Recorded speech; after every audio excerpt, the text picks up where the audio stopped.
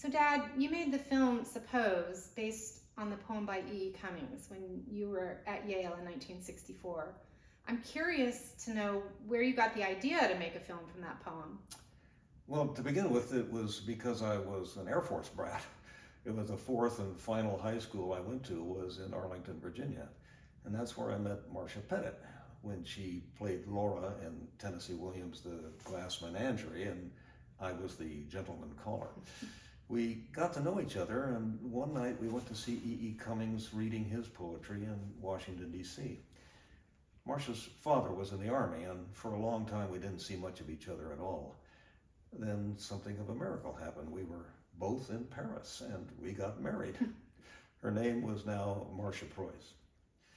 A year later, we were both at Yale. Though I joined the Dramata, I had nothing to do with the fact that Marcia, age 19, was accepted at the Graduate School of Drama. Cummings had died just over a year earlier, and his poem of life and death and afterward seemed to speak right to the point. Marcia and I took the train to New York and met with Marianne Morehouse in Greenwich Village, where she and Cummings had lived many years. She told us we could have at that film. That's great. Once you got that go-ahead to use the poem, how did casting and filming come together?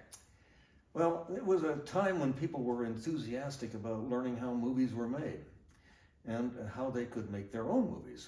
At a time when people wanted to act in movies, who wanted to compose movie music, who even wanted to finance movies. For Suppose, that was the huge sum of $600. We had some fascinating characters. The first person you see in the film is the poet, who looks quite mature. In fact, he's Yul Brynner, 17 years old. Rock Brenner is Yul Brynner's son. His life would become a series of extraordinary adventures. He died recently, much too young. Stacy Keach played Death very persuasively. He was at the drama school, but stayed only a year. We were lucky he was with us that year. He immediately went on to a stellar acting career in Broadway and Hollywood, and he's still going strong. I'm sad to say I haven't kept up with everyone I named in the Cummings poem, however, including my friend Paul Coram, who played life as an old man, and Diane Barnett played the poet's love. There were many others in the movie who we added to the poem. Of course, the concluding character is Afterward, played by Marcia, who unfortunately passed in 2007. Along with her, however, there's one important person who is on the screen but is never seen. That's you, about halfway to being born. Oh, my 15 seconds of fame. Oh, how is it that this movie resurfaced 60 years later? Well, I carried some 16mm films around for many years, wherever I was living, which was usually in the basement. Then Brian Meacham learned that I had made films in the 60s and let me know that the Yale Film Archive was interested if those movies still existed.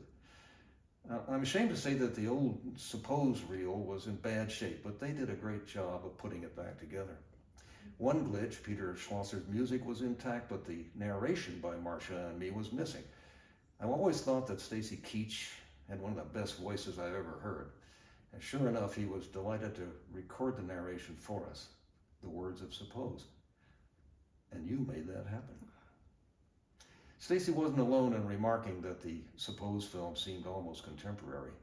If I had it to make over again, though, aside from better editing, I wish I could get rid of all that cigarette smoking.